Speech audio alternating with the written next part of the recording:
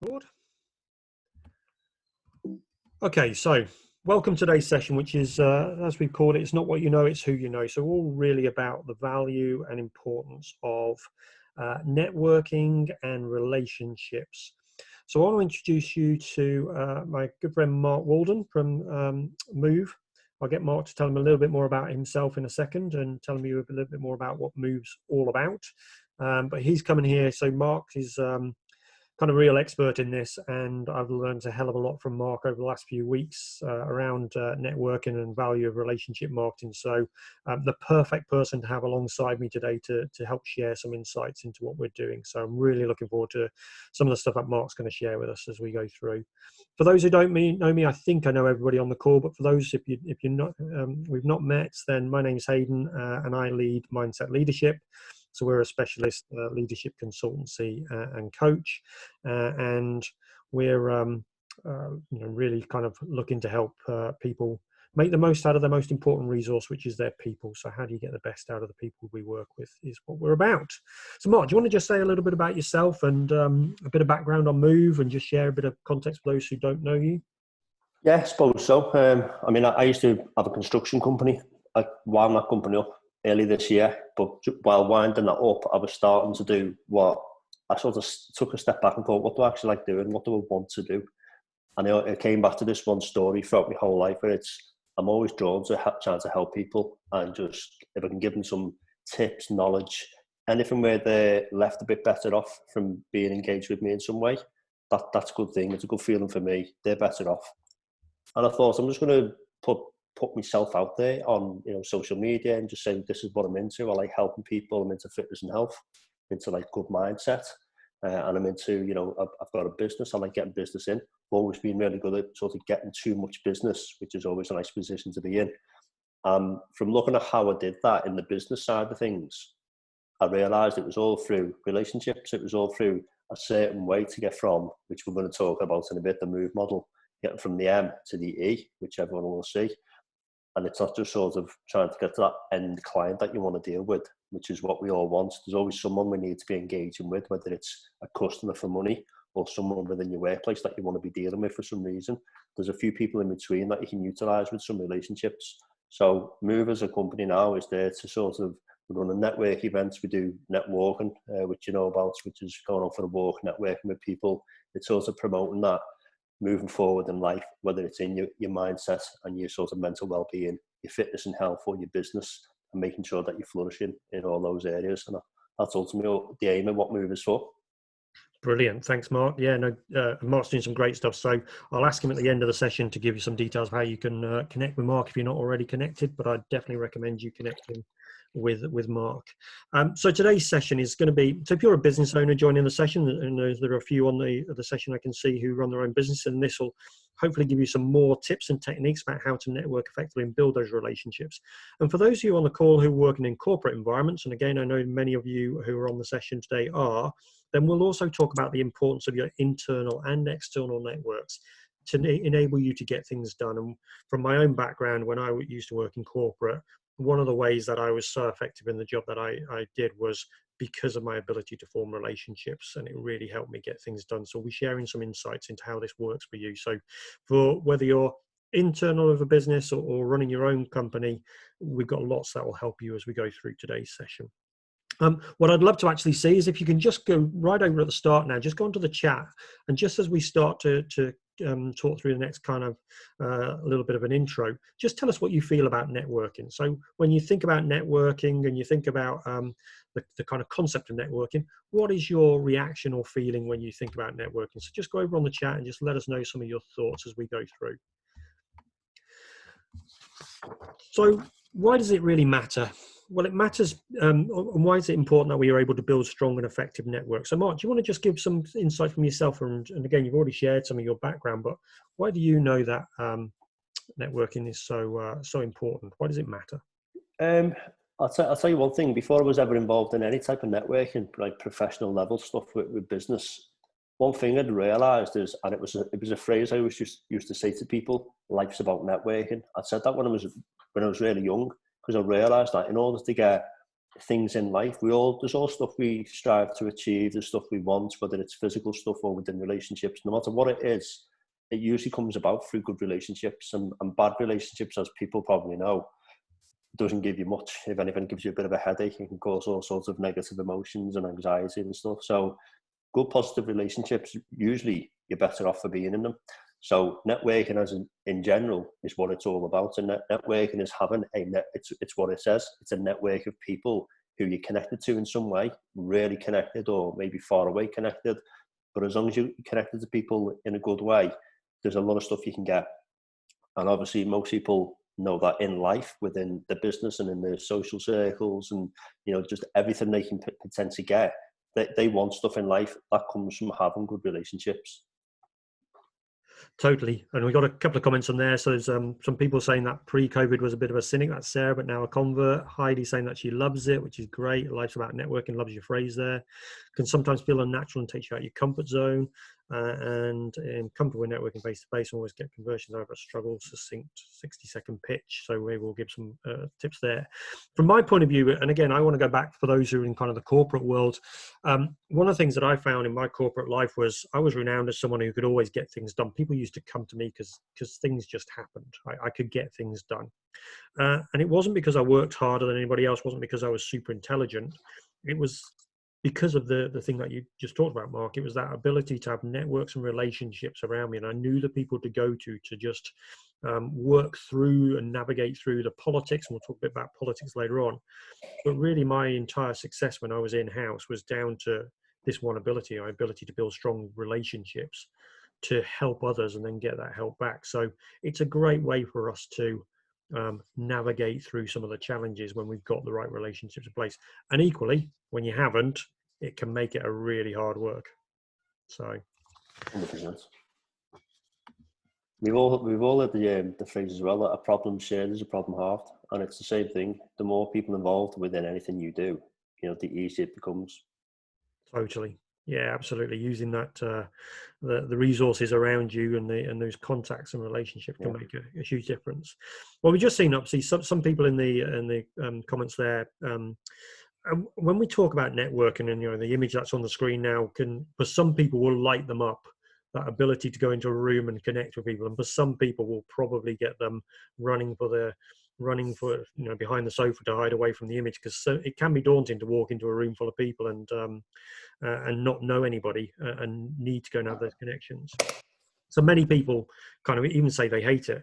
And to be honest, if I was going to think about networking events, I used to be one of those people who were a little bit kind of concerned about it.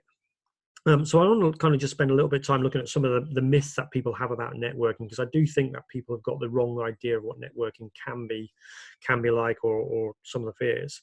So a lot of people say that networking is full of over-the-top extroverts who just love meeting people. And again, Mark, I have to get your views on this in a second, but there will of course be some people who are like that. Some people absolutely love that environment and just love meeting new people. And a few will kind of fit that description, but my experience from the network groups that I've been part of, they really are just full of people who just want to help other people and share their ideas and help others with their thoughts and their services. So, but from your experience of the groups that you run and your experience of being, doing lots of networking, what's your view of that, where it's just full of people who are just over the top and just want to talk at you rather than really help? What's your view of that? Yeah, I mean, I used to be in BNI, which is the biggest sort of professional business networking event of that type in the world. It's got probably over 250,000 members, and I'd get to go to lots of different groups and not just the group I was part of. And ultimately you find that a network event is not something you can just define as this thing and then everyone must just be a network event. It's like, it's a group of people. So what group of people are there on that given day can change. It depends on the network event. There's a group of people on today on this. There's my network event later. There's one happening that just finished now, a Bitter one, which Pam Moore runs, who's online now. A network event is always made up of its people. Now, can you have a load of over-the-top people in one network event? Yeah, I've seen it. I've also seen ones where they're really very professional and quite strict in the way they run it. I've seen ones where they're quite sort of fun, but stay professional. So they're all different. It really does depend on what people are there. And unless you know that actual group of people, you can't really go into it with any preconceived ideas. You've just got to go in with an open mind, and experience it. It's about the experience. I think one thing in particular, though, is people who are quite extroverted will probably thrive a lot more in that environment. But it's not to say that if you're introvert, you can't, because there's a lot of people, as we know, if you look at like disc profiling with the DISC, a lot of those people who are like IT and accountants and people who are into like the data and analysis, all those type of jobs, they typically, you would think, don't thrive in that type of environment. But every network event has people in IT, people who do accounts, people in those types of industries, and they do really well. One of the biggest things I find, which I think is a really good positive on this, is I've seen people coming in who are like, they stand up, especially in a face-to-face network event, and they get behind a chair and they put they got their hands on the chair, you've got white knuckles because they're like grabbing it that hard and they're all nervous. And if they keep going to that same event, within about 4 weeks, maybe 2 months max, they're like a different person. So these introverted people become quite extroverted and become really confident at speaking in public, getting to know new people. And again, it's all down to consistency and just really getting to know people, that's what the whole point of today, to building relationships. Absolutely. And there's that, you're right, it is about the mix of people. And some people say that, they don't like networking because they hate selling themselves. They hate that feeling of having to sell themselves. And I guess that's the point around, people have this misconception that networking is going to be full of salespeople. And of course, there are people there who want to develop their businesses. Absolutely. But it's really about building the relationships. It's not a sales environment, is it? It's an opportunity to build relationships that down the line may turn into sales and business. But actually, the reason you're going is just to connect with people, not to be the archetypal salesperson. And actually, my experience of those people who go in with a very salesy attitude typically don't do particularly well in those networking environments because they go with the wrong approach. 100%. I mean, what you just said there is bang on the money. If you're salespeople, people who try to sell stuff, I mean, think, everyone online now, think about the last time you went shopping somewhere, like, Currys, and you went in to buy a new Hoover or any type of item, you went into Currys and the salesman comes over, says, "Oh, can I help?" What's the first thing you do? I mean, put in the comments, guys, what do you do when someone comes over to you trying to sell you something? Because I know for me personally, and for 99% of the people, it's like, sorry, just looking, thanks. Basically leave me alone. That's the way we are. We're turned off by people trying to sell us stuff and come at us with some sort of agenda. On the flip side of that, if you're someone trying to give a lot of help out and be nice to people and say, what can I do for you? It gets the opposite effect. It gets people coming to you and wanting to be around you because you're the person who they'll probably be able to get something from. Now, that's not a bad place to be if you've got people who love coming to you. Absolutely. Some of the other things that people say when I talk to them about networking, why they don't enjoy it or don't like it, is that kind of feeling of walking into a room like this and getting nervous that I don't know what to say, or everybody's going to know each other and I'm going to be the odd one out. And one of the things tips that I give to people is everybody who goes to networking is a little bit nervous. It's until you've become in a group where you spend a lot of time, like Mark's saying, and you become really comfortable. Most people there have got a little bit of nervousness about it because it's a different environment.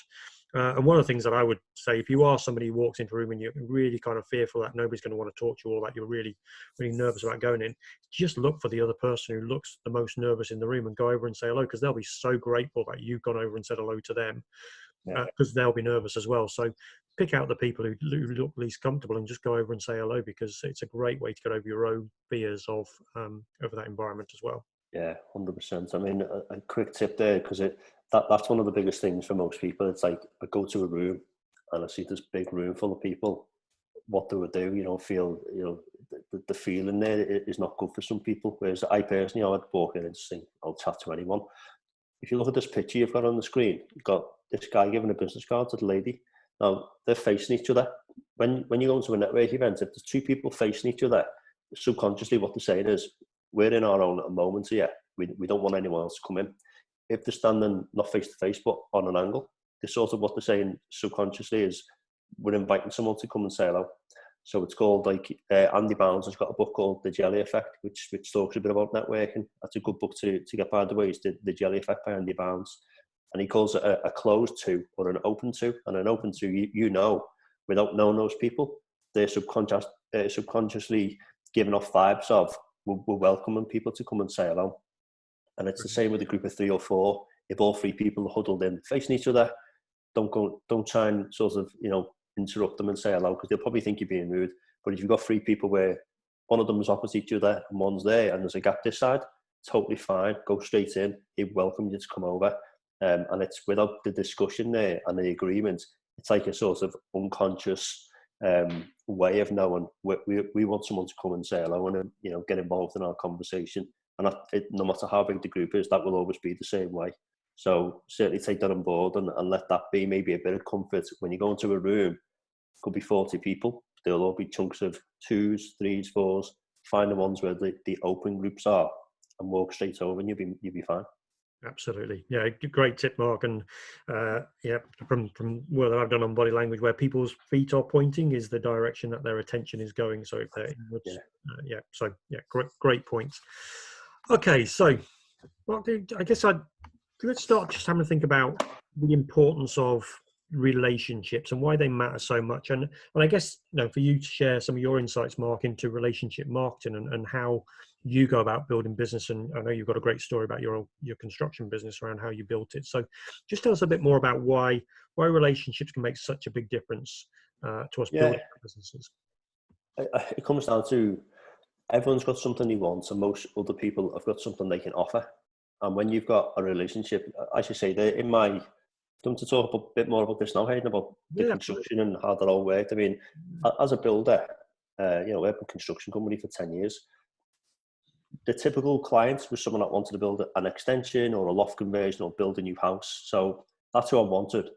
Now, if I went straight into a client and knocked at the house and said, how's it going? I think I could be your builder. There's no relationship there at all, no connection, no previous history. So what's the chance of me getting a job? Very, very slim. And then, the next best way is maybe you could advertise or send them an email or something. But again, I'm trying to go straight to my clients or future clients that I hope will be a client. It's blind. There's no relationship. There's nothing there at all. And what I quickly realised was architects my clients naturally have to go to an architect to get plans. So they've now got a relationship with someone already. Now, if I've got a relationship with the architect and I know them really well and they know me and they trust what I do, once those plans are done and the architect says, there's your plans, ready to build now, you need a builder. Who are they going to think of? And the client in most sort of instances says, can you recommend someone, Mr. Architect or Mrs. Architect? And the architect is going to then pick someone who they feel is most appropriate. And that comes down to who have they personally got a relationship with at the moment. And one of the tips there is I make sure, 1, I know the architect, 2, I've got a good relationship, but 3, I engage with that architect pretty often. So I'm always at the forefront of their mind. And when that chance comes, they were feeding me business. So I was getting all the business I wanted, not by going to the clients or to what I call an end client. I was getting it from someone who was vending me the clients, i.e. the architect. And that all happened through having a relationship with an architect. So that was sort of the simplest way to put that, I suppose. And that works in anything you need, whether even that can work in your own, social circumstances. You might just want to go, might be someone and they've got something you want, but maybe you don't know them that well. Mm-hmm. And then obviously if you've got a friend who knows them really well, I've got this myself, being in construction.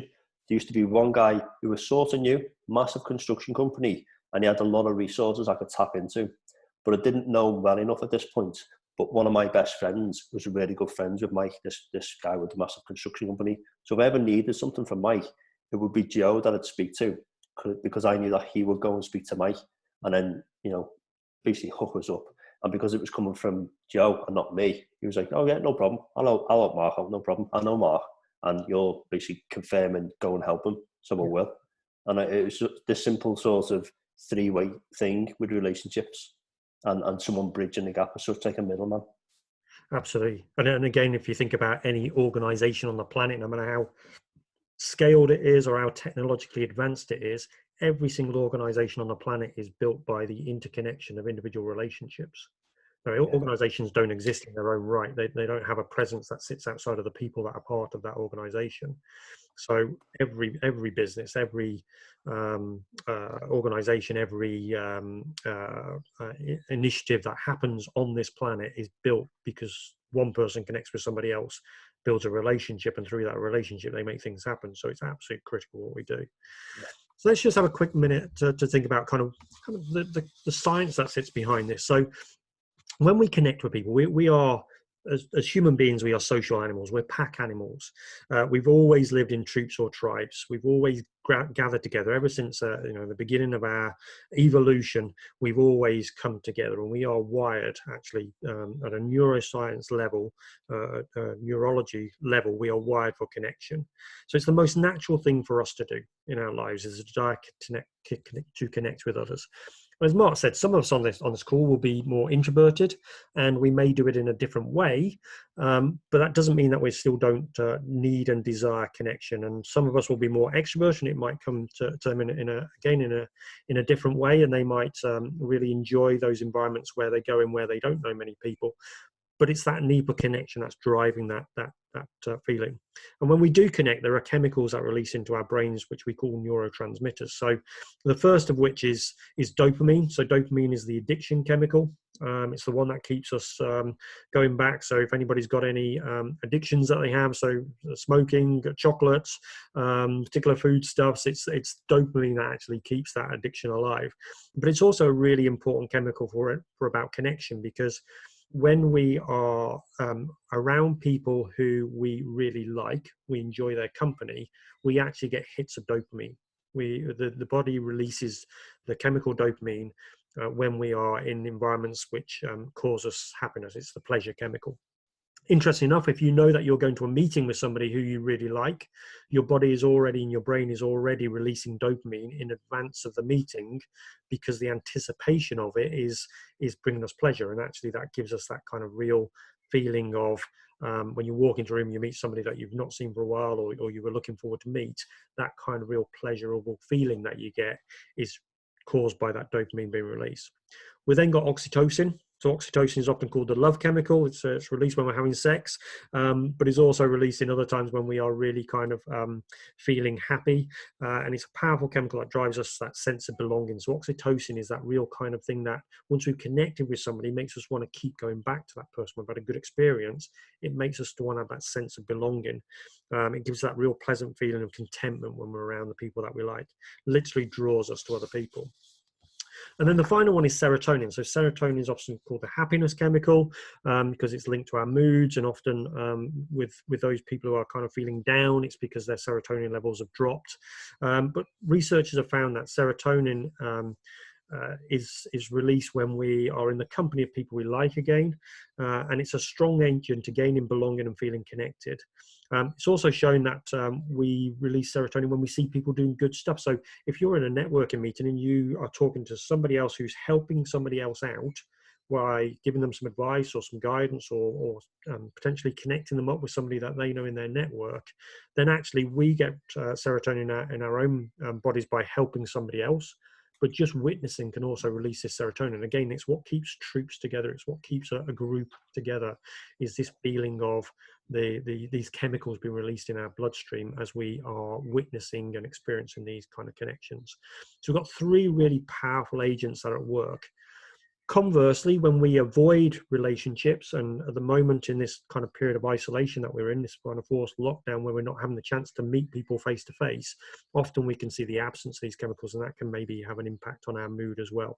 So worth bearing in mind. It's interesting that Mark's going to go across the road and have a kind of face to face respecting social distance, because as much as we can connect on mediums like this, it's never quite the same as that the power of meeting face to face, and that's where real value comes. So Mark, do you want to just take us through a little bit more about your mood model? You mentioned it at the beginning of your intro, and you gave us a little bit of insight into it as we went through your own experience, but talk us through this mood model and how to make this work for us. Yeah, okay. So I developed this from basically backtracking how I ended up with more business than I could handle in my construction business, and also looking at other successful people within B&I, for instance, which was the network I was a part of, and looking at the main people who had loads and loads of business and thought, we all seem to do the same thing here. There's a certain path.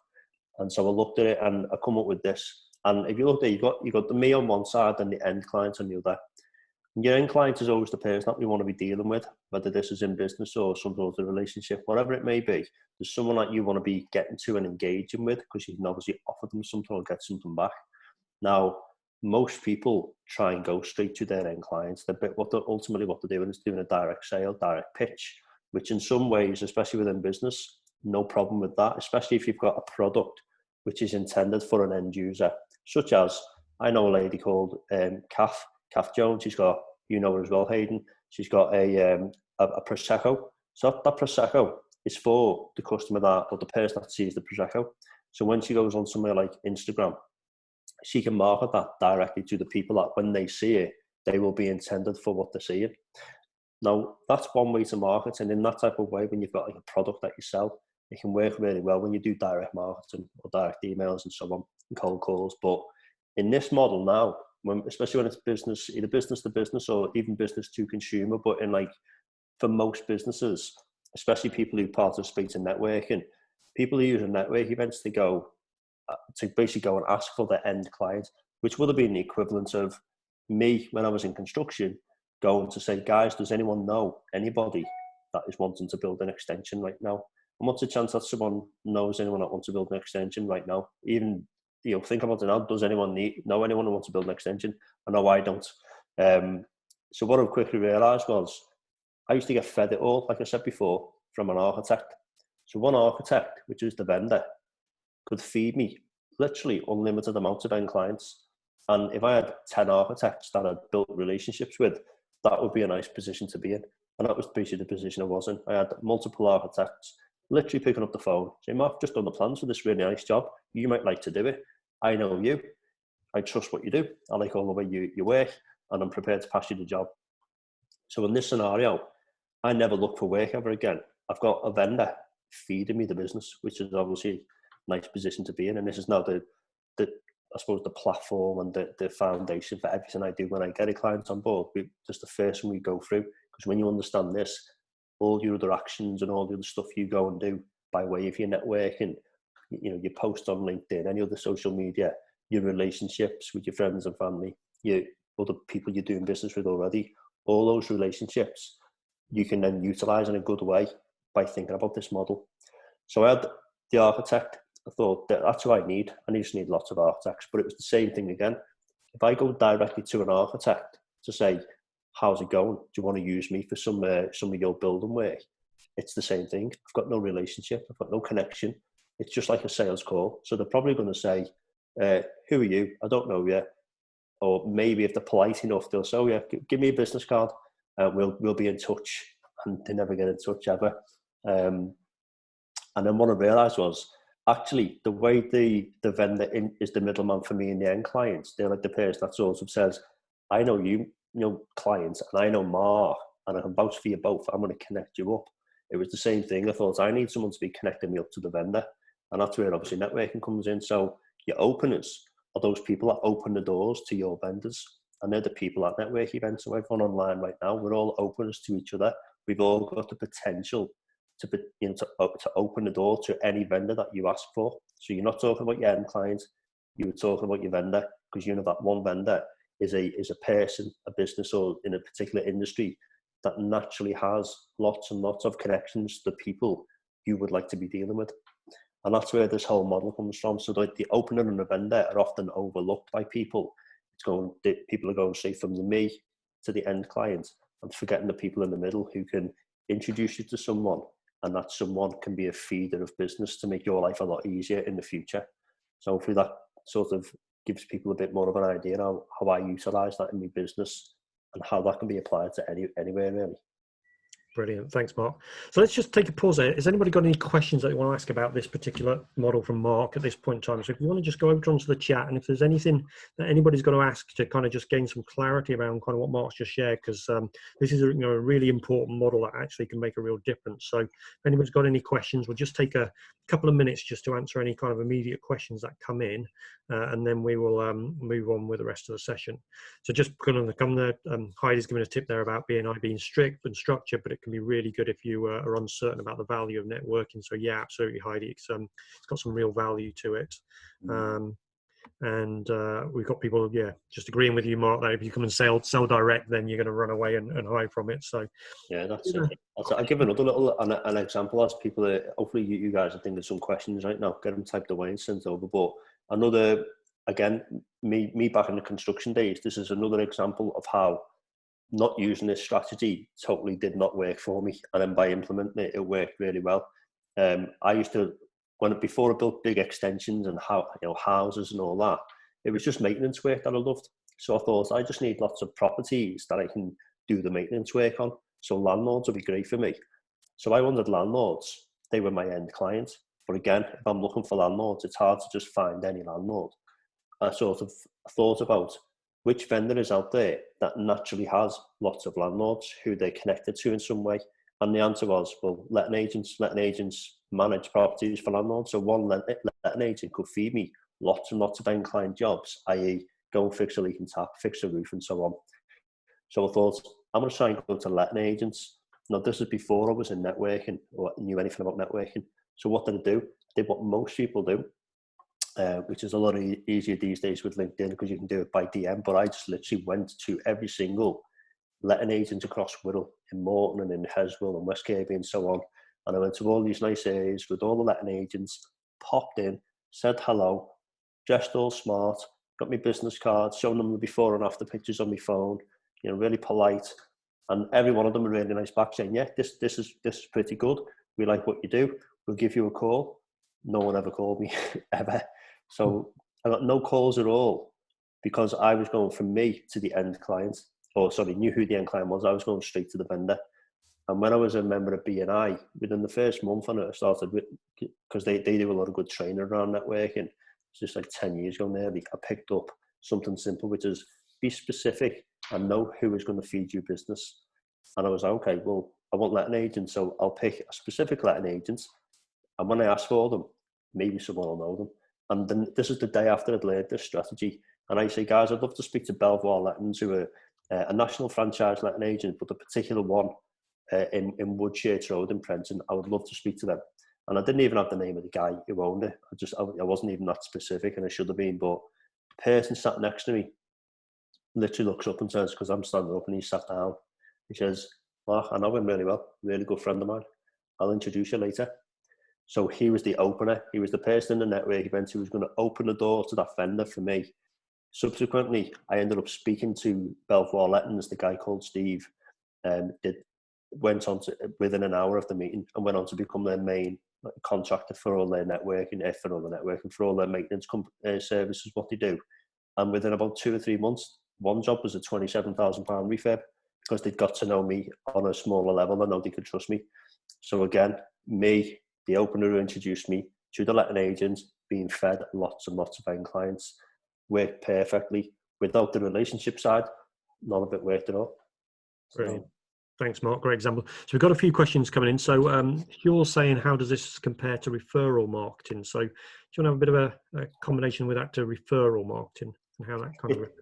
Yeah, I mean, referral marketing's a similar thing. I mean, BNI in itself as an organisation, which is, something I'm a big advocate of. I like BNI as an organisation and a network organisation. They're a referral marketing organisation where you're ultimately there to refer on. And ultimately, marketing comes down to the same type of principles. It's about being referred business by people. So your marketing is all to do with this thing called relationships. It's if you've got good relationships and people understand what you're about, they will refer business to you. So it's almost a similar thing to this. But with referral marketing, there's not really a strategy or a model to go off. It's just go along, build some relationships, maybe talk about what you want. People might do stuff for you. With this, I'm really getting people to understand, go there, you go to a network event with a load of openers, you're going to speak about your vendors, the people that can feed you business, and you need to know who your end client is to actually know which vendor to ask for. And that's something, again, that's quite a big strategy in itself, which we couldn't cover today, but I do that with my clients. When I take them on board, we do a big strategy just around who could be your potential vendors, because there'll be many of them, and some will be really, really good. Some won't be so good. Architects were amazing for me. Structural engineers were quite good. but not nowhere near as good, because the structural engineer was always there after the fact that, you know, they usually already chosen a builder by the time the structural engineer was there. But sometimes a structural engineer would feed me business, stay with a vendor, just not as effective as an architect. Absolutely, yeah. That's been very specific around it. It kind of turns that referral into the relationship side. So, just good question in from Rebecca there, which says, "Great model. How much time or how many groups would you say were average to build your business?" So, kind of how many of these openers and vendors should we target? I guess is my understanding of the question. Well, personally, when I started out in construction and I joined BNI as an organisation, that was like the first networking organisation I joined where it was weekly. It was the same group of people. I found that I got most of my referrals from within that group, and I was in that group for 5 years, and it was the same people every week. So one group alone is good enough. It's always about, again, if you think about the people in the room and their own network, that's this model. It's like the openers have got lots and lots of vendors who they naturally know, and they might know them through business. It might just be a friend or family. It could be like the son or the daughter. As long as they've got a connection with them in some way, they've got a massive network. Now, if you've got 20 people in a network event, that's 20 people times by 50, 100, 500 people that they know. So you've actually got a much wider network than those 20 people you're networking with. And that's where the power comes in. It's about understanding what other people can be doing for you. And it comes back down to that one thing. Are they prepared to introduce you? Have you got a good relationship with them? Have you put the effort in? So going back to the question, you don't need to be going to multiple network events and lots of different events to get business from it. You can just have really good relationships from one group of people, and that could be super effective. But it's certainly never a bad thing to get around a few events and say hello to people and plant seeds. Ultimately, when I say plant seed, it's get to know someone at least enough that you can at least say hello again next time and say, oh yeah, we met 3 months ago. Doesn't matter what the time scale is, as long as you've at least made a connection where you two now know each other, even if it's on the most basic level. I've done that with people 2 years later, doing business with them. You know, it was a slow burner. Like me and you, Hayden, we knew of each other through Nicola. Then we met each other, had a good meeting, didn't really do nothing for a few, month or two, but we knew of each other, kept in contact, and then slowly get to know each other even more. Now we're doing a webinar together. We've already done one previously, haven't we? So absolutely, yeah, that's how networks work, relationships work rather. Yeah, definitely, and it is. How did you put the slow burn? Love that, Rebecca. I'm going to come back to your question a little bit later on, so we'll deal with that question around recommendations at the end when we're going to open up for more questions. I just want to kind of move on to the next part, but we'll definitely come back to that question. So I just want to share this concept. So very similar to Mark's MOVE model, but if you're on this call and thinking, well, actually, I'm working in a corporate and that doesn't necessarily apply directly to me, I just want to share, this is something that I coach people through when I'm working in corporate environments around relationship. And it's exactly the same model, just in a slightly different kind of concept and way. And what I call it is the heat map. So you might have you in the center of your heat map there, needing to influence or impact somebody in your wider business. And there could be your kind of target individual you need to connect with, maybe in a business unit that you've not had much exposure to. And your relationship with that person may be, and we're going to use the red, amber, green system on here. So you might have kind of this red relationship that you just don't know the person, or you've just had no exposure to them. So they don't know you well enough to really kind of have a relationship with you. So how do we go about influencing somebody who we don't have that relationship with? And what using this as a strategy I used to use when I was in corporate was, it's all about relationships. So you'll have your inner circle, the people around you who you interact with. And on this heat map, you build this based on proximity and quality of relationships. So we use a red, amber, green to talk about the quality, and the proximity is how close. But you've got your inner circle, the people you deal with day in, day out. They may be part of your team, they might be your manager, they might be immediate kind of contacts in your business unit that you're working in. And we can have a look at those relationships. Now, of course, just because they're close to you, it doesn't mean you've always got the best relationship. So there might be some people who it's a little bit average. There could be people who are red in that inner circle group who you have to work with closely, but you just don't get on for whatever reason, and that's fine. That's always going to happen in environments. But as we start to build your heat map out and you start to look kind of further afield outside your immediate team, you start to see these other relationships that you've got. And again, it could be relationships that have been formed through connections of somebody you know, or you may have just had an opportunity to meet and work with as you've gone through. So we start to build the heat map out as you go from your center, looking further afield in your organization.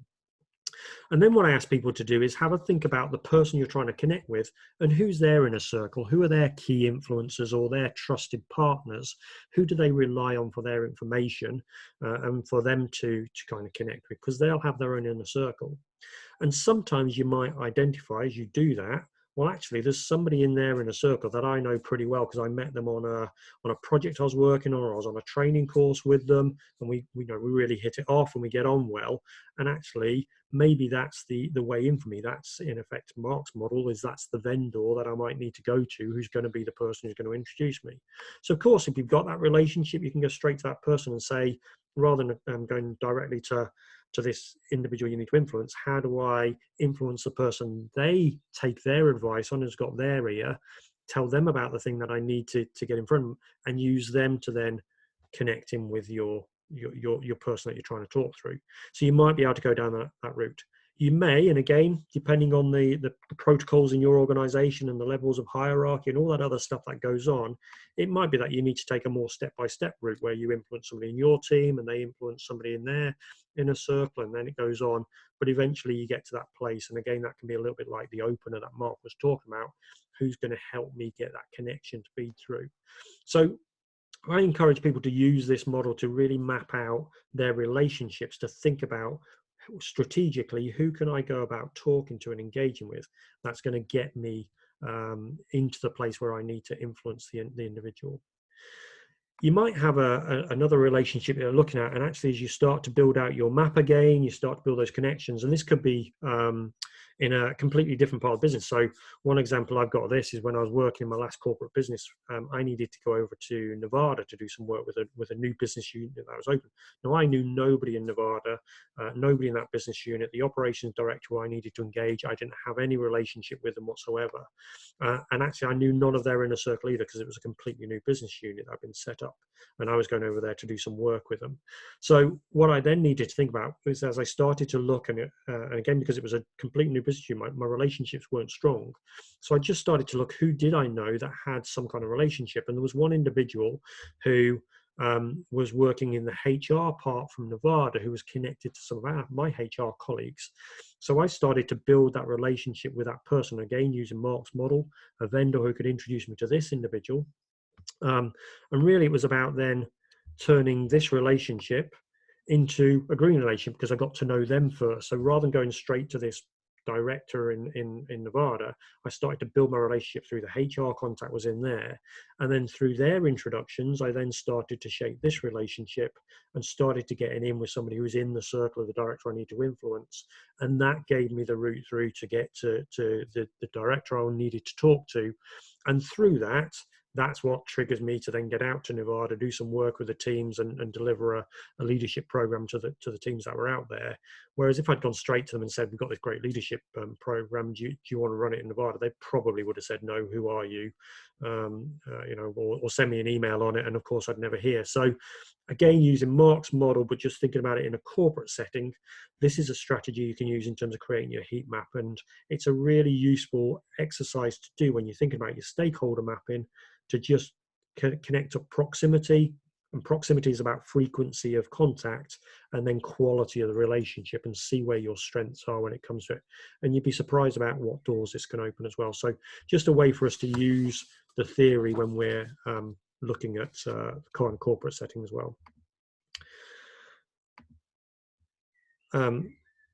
So we can just build on that. So just thinking around kind of as we start to think about those connections and those relationships, one thing I just wanted to flag is, who is your inner circle? Who are the people you spend the most time with? So Jim Rohn is famed for saying our success is measured by the average of the 5 people we spend the most time with. So one thing I would encourage you to do when you're thinking about expanding your networks and your businesses is to really check in, who are you spending the most time around, and who is in your inner circle? And is that inner circle people who are building you up and giving you exposure and insights into new opportunities? or are they people who are kind of holding you back, and maybe through the way that they undermine your confidence or undermine your belief in what you're doing, hold you back in some way? Now, I'm not advocating that you disregard all of your friends that you've got because they don't meet that criteria, but I would encourage you to have a think about who around you is giving you the opportunities and can build you. And Rebecca, you've asked a question about BNI. Again, it's a great way through any networking environment to look at the type of caliber of people that you can access, and are they people who are going to help build you forward because they are like-minded like you and want to be building together. So whether it's in the corporate world, personal life, or any networking, is the group going to be the right people who are going to up level your thinking to enable you to perform at even higher levels? Mark, just can you share some thoughts around this? So one thing that you talked about earlier, and when answering Hugh's point around kind of referrals, this need to be very specific. So do you just want to talk into a little bit around kind of being clear about what you want and how that helps us to build our relationships and networks? Yeah, I mean, put it this way, what comes out your mouth, the messages you put out there, whether it's, verbally on social media, if you've got a website, whatever message you put out, people typically take it and then respond accordingly. And you can see this probably in your own life. Think about when it was Christmas and you're a kid, or you've got kids now maybe, and, leading up to Christmas, there will have been a particular trend, particular type of, might have been Spider-Man or, Barbie or some sort of cartoon. And if you've been talking about it, typically, again, as long as your mum and dad can afford it, you would get some sort of gift that is related to that industry or that sort of topic you've been talking about, or the actual item. And especially if it was a particular item, you usually get it because most parents want to get the kids what they want. And that in itself shows what marketing is. If you're putting a consistent message out there, you will get what you want. Now, the downside to this is that when people often go to networking or, they're online, LinkedIn, etc., or on the website, it sort of says, we're looking for anything, or we can deal with everyone, we can help everyone. Well, you got to think, what do you think of when someone says the word everyone? What do you actually think of in your mind? Because I know that I don't really think anything. There's nothing that comes up where I think everyone means this or everyone looks like this. It actually looks like nothing. And that's why when you're really vague or you go really broad, you typically get nothing at all.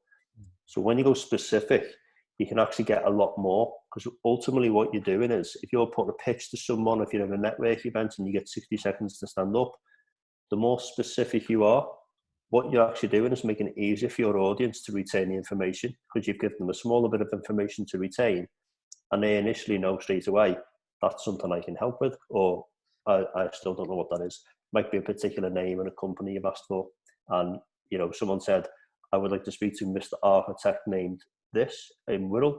If I know that guy, instantly on my radar, I'm thinking, I know that person that they want to speak to.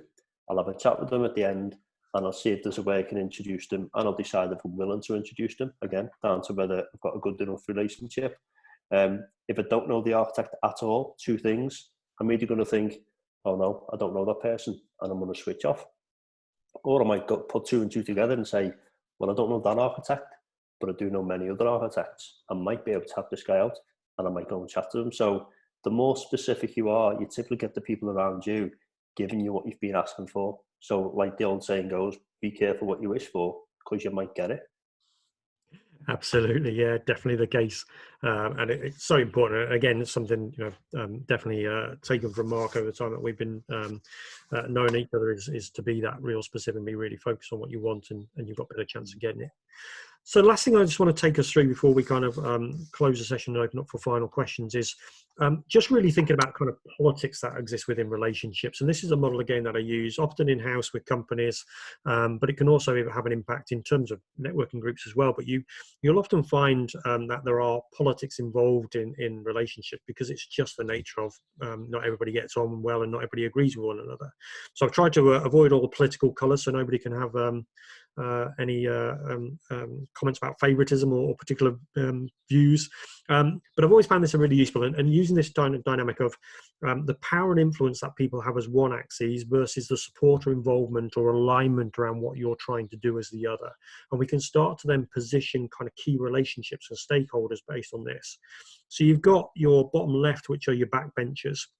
Generally, they have little influence or power, and will pretty much go with the flow unless you upset them. So the key thing with backbenchers is we don't need to focus too much on them, but we need to make sure that they're kept kind of neutral or better, is what I say to people. Keep the relationship cordial and neutral, so actually you're not upsetting somebody or not doing something that gets in the way. Because as we know from our own political system, the minute that backbenchers get upset, you're in a whole world of pain if you're trying to get anything through, because you'll get rebellion on your hands. So with backbenchers, they may not be important. The other thing to remember about backbenchers is sometimes we can have this attitude, oh, they don't matter, they're not important to me, I don't need to focus on them. But you might be then doing something in 6 weeks' time or 6 months' time, and all of a sudden they're no longer a backbencher, but they could be a potential broker. And if you've upset them when you were thinking of them as a backbencher and unimportant, can have a big impact. So just think about those relationships. You don't need to focus too much, but neutral or better. You've then got the party. The party are great because they're your supporters. They absolutely align to what you want to do. And with the party, they'll pretty much go with what you're going to say because they believe in it and they're focused on it. And really with the party, you need to keep them informed. The party want to just keep knowing what's going on, what's happening. So the more information you can give them at the right time, and it really can help you build momentum behind what you're doing when you get the party on board. So when you've got people in your whether it's in your business or whether it's in your or in a networking group, and you just know that they're kind of aligned around your views and they're supportive of what you're trying to do, but they're not overly influential, they're not decision makers. You want to keep them informed, keep them inspired around what you're doing, keep feeding the information to them, and eventually that kind of momentum can help build and carry things forward, and they can be a really loud voice for you en masse. Individually, maybe not so much, but en masse they can be a really loud voice for you. And typically, Mark runs a great networking event, and we've got a great kind of LinkedIn pod, and actually that's part of it, is the party of people that are in that group who can amplify your voice because they help spread the message outside. And that's really kind of how I'd articulate that. And in your business, it can be your team members, it can be people who are part of your projects that are involved. The opposition, on the other hand, these are the ones that you need to really be aware of. So the opposition will look to derail, distract, criticize as much as they can. Because the opposition, they've got lots of influence, lots of power, but they're not either aligned or supportive of your kind of concept or ideas of what you're trying to push forward. And the key with the opposition is to try and disarm them by imagining their challenges and preparing for them. So if you can have answers prepared, ready to overcome any of those oppositions, it's a great way for you to be able to quieten their voice. You can also disarm the opposition by having them feel a bit isolated. So with the opposition, if somebody has got a loud voice and they're surrounded by others who have an equally loud voice, then often that opposition would be really hard to come against. But if you've got one person who's just got this opposition view and everybody else is in the party and they're on board with you, then that isolated feeling of the opposition normally means that loud voice becomes really quiet quite quickly. So you're looking to take away support from the opposition and bring it into the party rather than actually just fight against the opposition itself. If you go into battle with the opposition, typically you end up kind of causing more difficulties. So you want to quieten the voice of the opposition. That's the absolute key. Take away their power. And by taking away the power, the best way to do that is to influence people around them to come to your side of thinking rather than dealing with it direct. So it's a great way to focus on the opposition. And then, of course, you've got your brokers. These are your critical relationships. And again, taking back to Mark's model, your openers and your vendors will sit within this broker category. And if you're in a corporate world, it's those people who are absolutely influential and powerful. And if you get them on board and you get them focused on what you're doing and aligned and understanding your ambitions, they can be hugely powerful. They can open doors for you. Mentors in your business are great examples of brokers who can open doors for you, and they'll get everything moving for you. I say they're influential and powerful, and they're on message. And if you can get enough of them and align them, then you really are unstoppable. So really, most energy needs to go into how do we identify and get our brokers who are going to help support us through, and looking at your relationships around that. So I just wanted to kind of point around this because we talked a lot about relationships, and of course, relationships are great when they're right, but there can be some challenges. And I just want to kind of talk into that for a moment as we go through. So Heidi, loving the concept of the party. That's good to hear. Okay, so let's open up the floor for any final questions. We've got just a few minutes left, 3 or 4 minutes left. So any final questions that anybody's got for either myself or Mark on anything that we've shared so far today? Mark, if you want to just also let people know where they can get hold of you as they're typing in those questions, that'd be great. So how do people get hold of you, Mark, if they want to know more? Yeah, okay. I've got obviously on LinkedIn. You just search Mark Walden. I think it come up top anyway. But it's whatever LinkedIn is. LinkedIn dot dash or slash in slash. It's Mark William Waldron is my sort of handle. I can probably paste that up now actually as I'm speaking. Sure. So I'll just stick it in the chat. I'll do that. But LinkedIn's the main place. I'm also on Instagram a lot, posting stuff on stories daily. So it's Mark __ Waldron. And also for Move as a company, it's just Move at Move Company. So at Move Company for Instagram and Mark __ Waldron for Instagram too.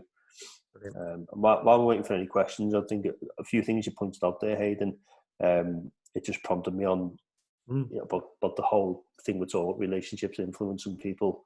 The 10-to-1 rule, which I bang on about all the time. Yeah.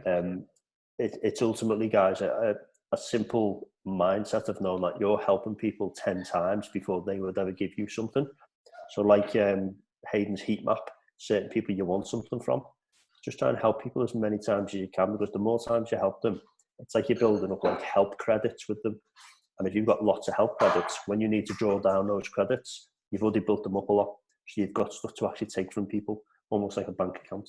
So definitely help people, just with that mindset. How can I help everyone that I come into contact with before you try and take anything from them? Because they'll probably be more than willing to help you and give stuff to you when you've helped them as much as you can. And be nice and be helpful. That's my sort of main tip for everything we've talked about. If you're doing those two things, being nice to people, being helpful, you will not go far wrong. You'll naturally be networking and building relationships anyway.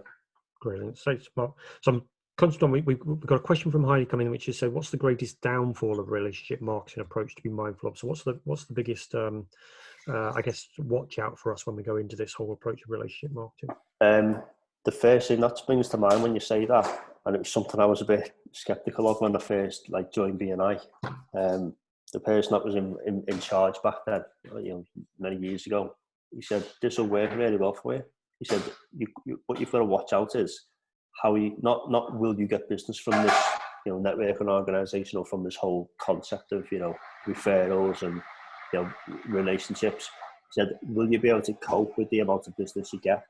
And hopefully people can see today, if you actually have lots of vendors who you've got good relationships with and they're in a prime position to feed you business, the biggest problem you will have is coping with the amount of business that comes in. So it's about making sure you're ready to either one, pick and choose the business you want and stay the size you are, or ready to grow because you've got the opportunities coming in. That would 100% be the thing I'd have a concern for and certainly plan for. Brilliant. Thanks, Mark. So if there's any more questions come in, and then do get those in. 10-to-1 principle, help 10 times before you ask. So the audio cut out. So Christina's just saying that she lost audio on there. So yeah, absolutely, Christina. So the 10-to-1 principle is to have in your mind that I'm going to help, if there's a key relationship, I'm going to help them as much as I can, do 10 things for them before I ask for anything coming back the other way. And as Mark said, I think it's, when I'm helping people, I'm not tallying this up with a notepad or something and thinking, oh, well, it's 6-0 at the moment. I'm not doing it. It's just a mindset of everyone will come across. I'm just going to make sure that the engagements I have, when I'm gone, they're left in a positive way. They'll think, nice guy, that Mark, he's always trying to help me out. And helping someone could be, you connect them into someone. You like the post on Instagram or Facebook or LinkedIn. It could be something personal. I've had someone once, they were moving house, and I said, well, if you need any help on the weekend, I've got an hour free. I want to help them. So all these different actions I'm taking, it's just leaving them with a good taste in their mouth that Mark Walden's a nice guy, because I genuinely want to help. And each time I do it, I'm building up those credits. Whenever I want to get help back off them, or just suddenly mention that I might need some help, they usually offer. I don't even need to ask. Absolutely. Great stuff. Thanks, Mark. So I say I'm conscious of time. If there are any more questions come in, then great. We'll take those. If not, then thank you all. Thank you, Mark. I really appreciate your time today. I know you've got another meeting to rush to as well. So if you need to go, that's fine. I can wrap things up. But yeah, big thank you to Mark, and thank you to you all for joining the session today. Hopefully you found this really useful. If there are any additional questions, then you can drop us an email and we can then pitch those over to Mark or come back to you with our own thoughts on that as well. So just want to say a really big thank you for the session, and appreciate all of your time. Yeah, I've just thought on, hey, just before we go, I'll put in the link to the network events, obviously we're all part of Right. HTTP, go on.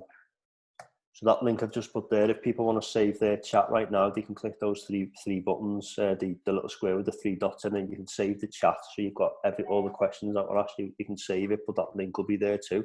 And it just lets them know that's how they can get involved in the network in itself. And someone asked a question about BNI, saying, is BNI worth it? I'm a big advocate of BNI, but even though I will still always send people that way, I honestly do believe that what we're doing with Move and the Move online network events, it's not like it's better than BNI, it's different. It's just a better way to network, I feel. And obviously you'll remember yourself, you come along, people can come along, it doesn't cost them anything to try it out. So I urge everyone just to come on, get to know a lot of the good people and put the stuff that we've put into practice today or learned into practice.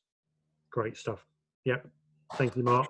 So thank you, everyone. As Mark said there, if you just see on your chat, if you do want to save the details of the online networking there, the Move Online, you'll see the little 3 dots in next to your chat. If you just click on that and you can save the chat, and then that will go into your Zoom folder, so you'll be able to access that following today's session.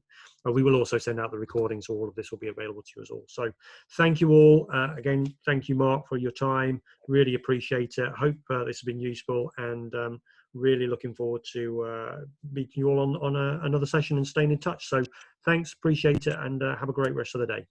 Cheers, guys. See you all later.